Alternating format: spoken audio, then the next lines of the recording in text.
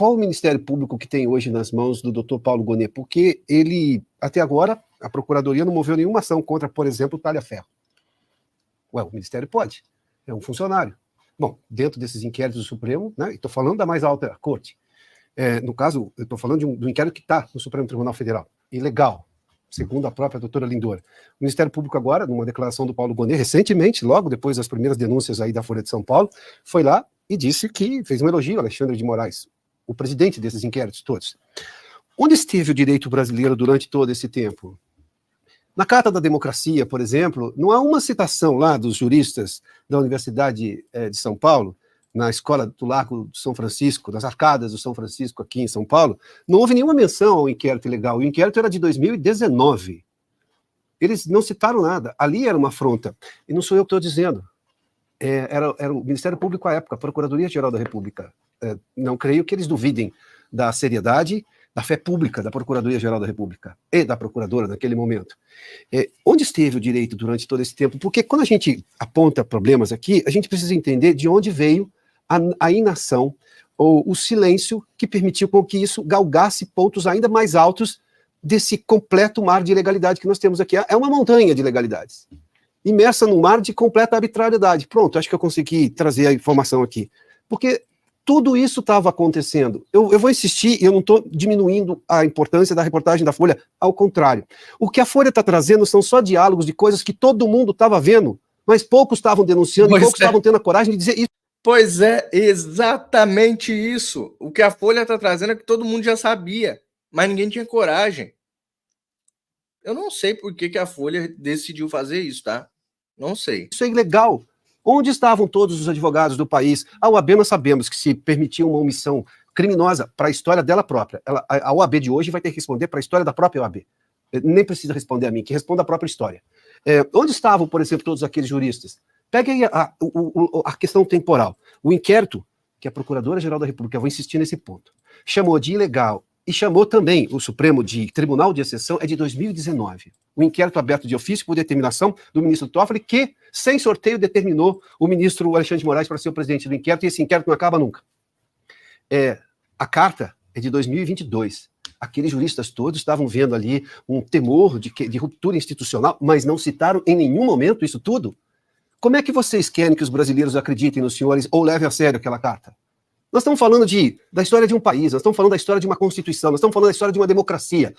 Ou melhor, nós estamos falando do futuro de um país, do futuro de uma Constituição, do futuro de uma democracia. Exato. Qual é o presente dos senhores hoje? Vão se manifestar ou vão permanecer silentes por, sei lá, conveniências entre relações que, convenhamos, não são exatamente as melhores, muito menos republicanas? A questão é, de novo, nós temos aqui diálogos que só comprovam aquilo que todo mundo estava podendo enxergar.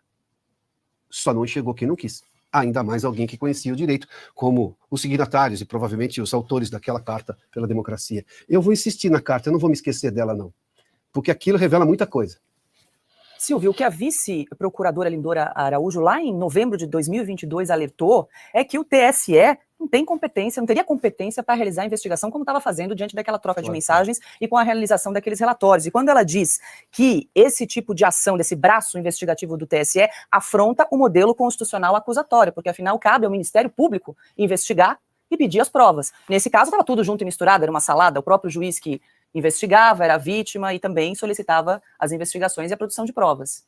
Mas uma salada, para usar a expressão que você empregou, Paula, ilegal. Isso é uma ilegalidade dentro do devido processo, dentro do direito, dentro do que diz a Constituição, dentro do direito de ampla defesa. E aqui vai um detalhe. A Procuradoria-Geral da República, a figura do Ministério Público, do parquê, do acusador, ele, inclusive, deveria ser o agente de provocação. Mas, na atual estrutura, como funcionam as coisas lá em Brasília, não é bem assim. Só foi informada depois que a punição foi aplicada por um relatório produzido às escondidas. Nessa reportagem da Folha de São Paulo, o que me agrada é o emprego da frase utilizada pelos repórteres que expõe como o Tribunal Superior Eleitoral foi utilizado para abastecer inquéritos criminais no Supremo Tribunal Federal. É muito mais do que uma mistura entre tribunais independentes. É a ilegalidade em estado bruto, porque os diálogos mostram como as coisas funcionavam. Um perito liga para um juiz auxiliar diz o que pensa o ministro Moraes, o outro juiz entra em cena, um está num voo, o outro diz assim, olha, mas isso aqui, pelo TSE, não dá para fazer, porque não tem eleição. TSE é um tribunal de ano par e o resultado das urnas já acabou, já está consolidado, que é o caso, porque esta reportagem se trata daquele episódio do Lead, chefiado por João Dória em Nova York, é o Perdeu Mané, são postagens referentes àquela viagem dos ministros, eu já vou chegar no ponto para explicar como é que isso aconteceu. Pois bem, e aí a resposta é, bom, vê o que tem por aí, que eu dou um jeito de fazer aqui pelo Supremo Tribunal Federal, o ministro quer, é aquela velha frase antiga que também já saiu desses diálogos, né? Quando ele cisma com alguém é uma tragédia. Use a criatividade, nós vamos ter que resolver. Atire a flecha que depois a gente vai lá e pinta um alvo para dizer que acertamos. Nada mais soviético, né? Lavrenti Beria, essa hora, deve estar pensando o que é que está acontecendo no Brasil. Me dê um alvo, um nome e eu direi um crime para imputá-lo, para imputar a esse sujeito, seja lá ele quem for. No caso desse ex-deputado, atualmente ex-deputado estadual pelo Paraná, do Republicanos, Homero Marchesi, ele postou que simplesmente o endereço de onde os ministros estariam hospedados, o hotel, dessa conferência lá em Nova York. E outras pessoas começaram a se manifestar embaixo. Quem usa o Twitter X sabe do que eu estou falando. Você vai lá e posta embaixo. E aí, erroneamente, por um erro do perito forense, foi atribuída a ele essa mensagem como se ele fosse o autor.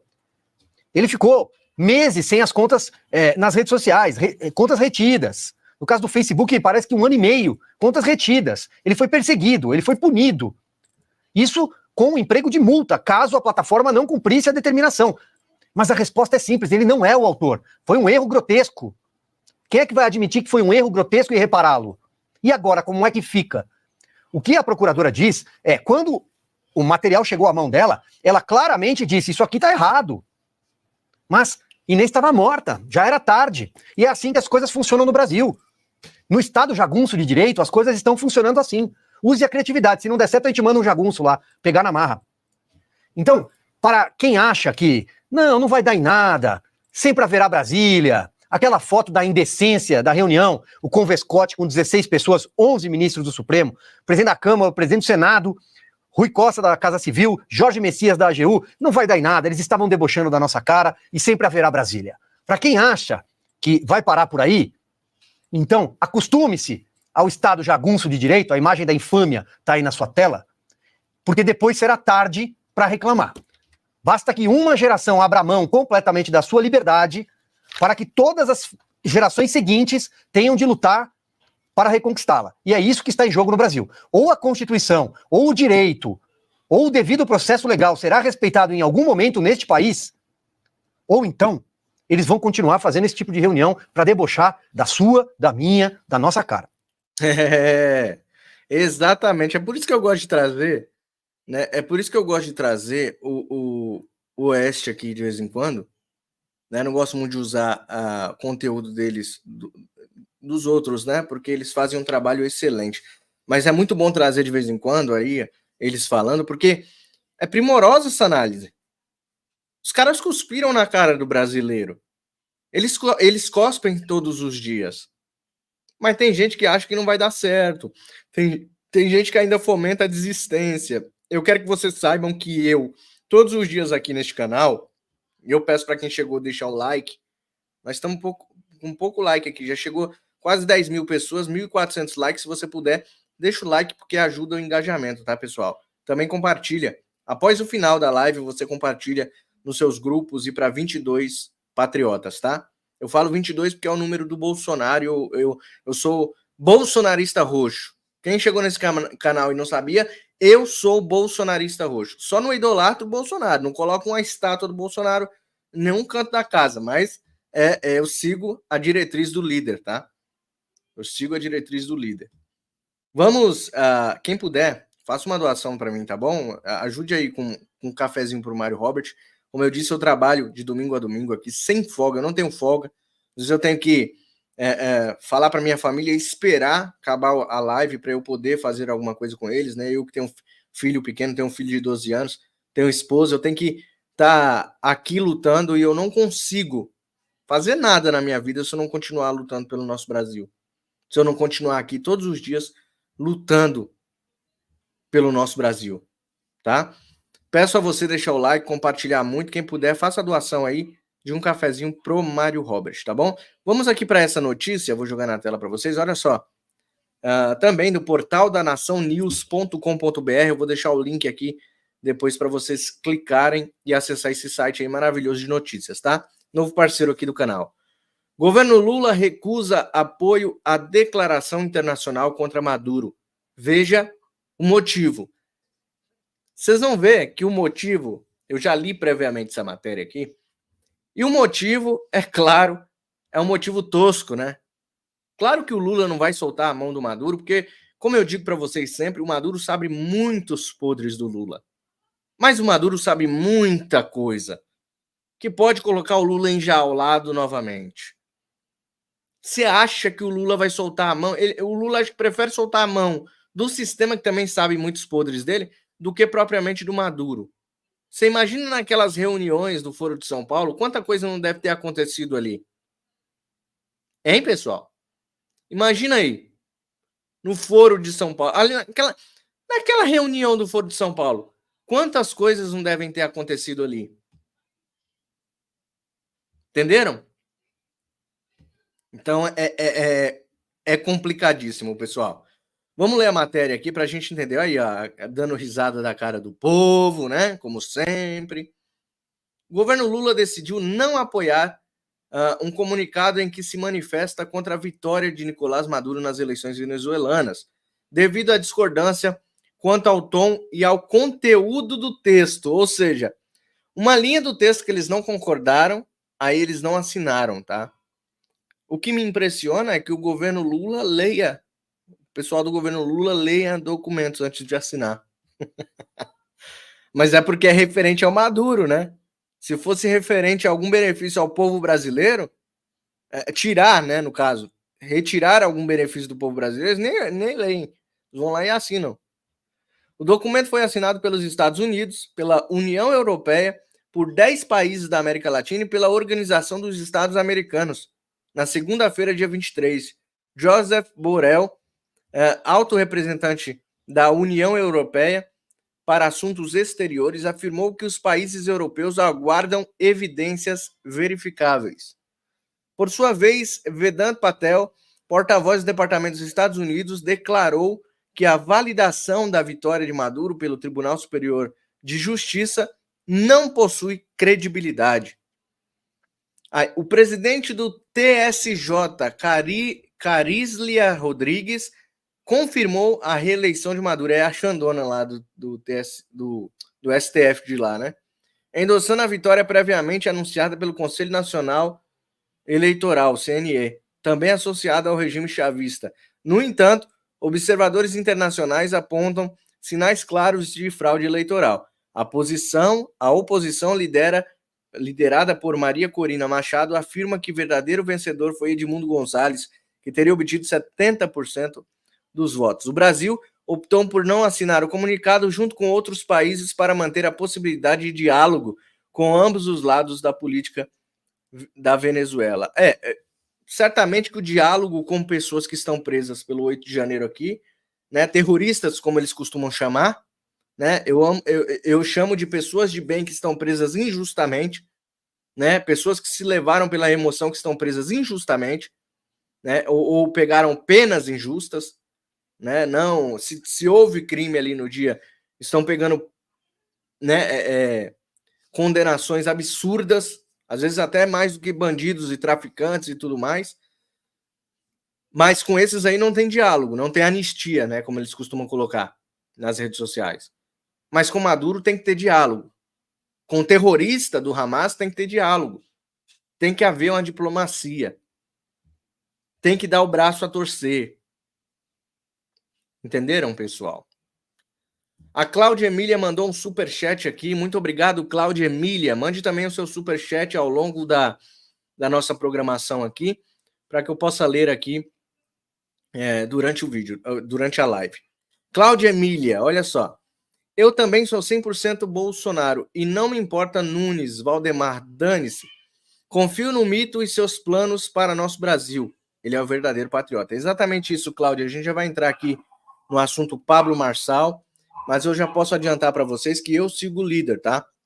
Me perdoe quem gosta do meu jornalismo, quem gosta do meu canal, que se sente aí frustrada ou que fiquem com raiva das minhas falas sobre o Pablo Marçal. Eu peço perdão para vocês, a gente vive num país democrático e eu posso não gostar de um candidato e você pode amá-lo, não tem problema nenhum, tá bom? A gente vive num estado democrático e eu fomento aqui a liberdade de expressão. Então você pode falar à vontade, pode falar. Se você quiser me xingar quando eu falo do Marçal, mande um superchat que você está ajudando o canal e ainda você está ali depositando a sua mensagem. Gostei da mensagem da Cláudia Emília. Eu também sou 100% Bolsonaro e não me importa Nunes e Valdemar.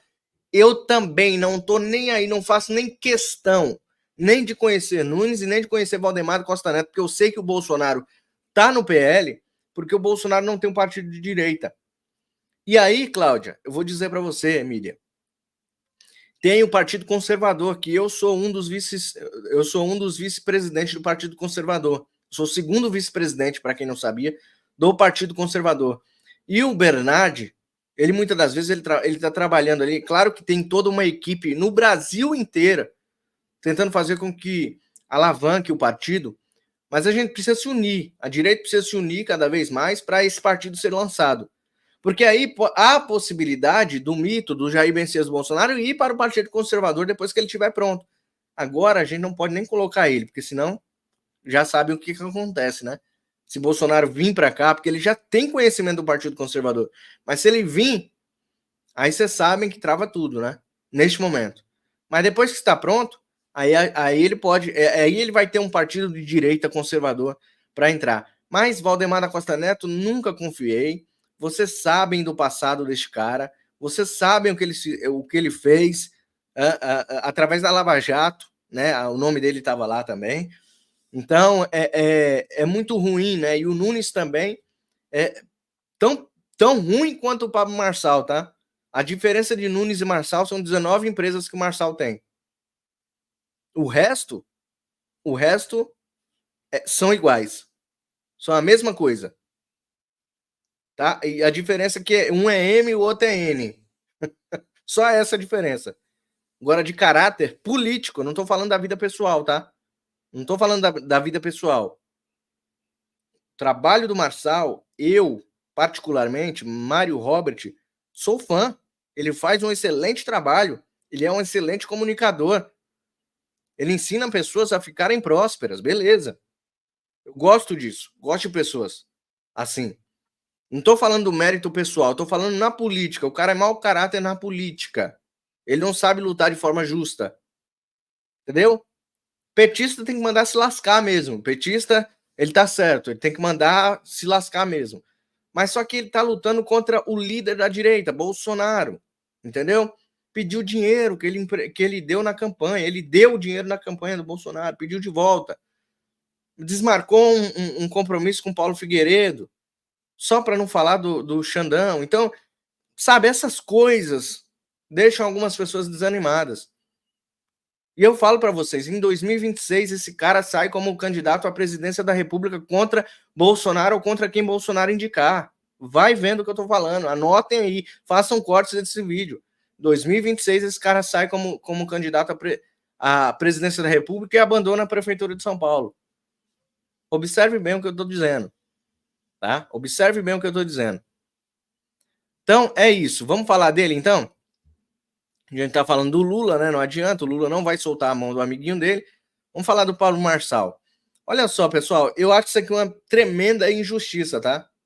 Como eu disse, eu posso não gostar do tipo de campanha que ele está fazendo, eu posso não fomentar a campanha dele, nem a de Nunes, eu não sou Nunes também, eu sou Bolsonaro. Mas olha só isso aqui, ó. Perfil de Pablo Marçal são suspensos por decisão judicial em plena campanha eleitoral. Isso aqui, para mim, é covardia.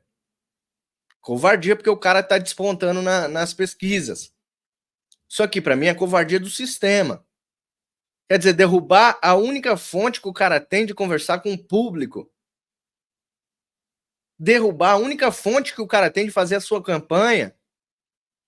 Derrubar a única forma que o cara tem de fazer a sua campanha eleitoral para vencer uma disputa eleitoral. Ou seja, deixaram o cara continuar, não impugnaram a sua candidatura, mas tiraram os perfis dele. Então é o que eu digo para vocês. Isso aqui é injustiça com o cara. É injustiça com ele. Por que não derruba também os perfis da Tabata, do Boulos, que também ficam acusando o tempo todo, pessoalmente, na vida pessoal do cara? Por que não derrubam os perfis da Tabata, do Boulos, do Nunes, que também fica acusando? Por quê? Só o do Marçal?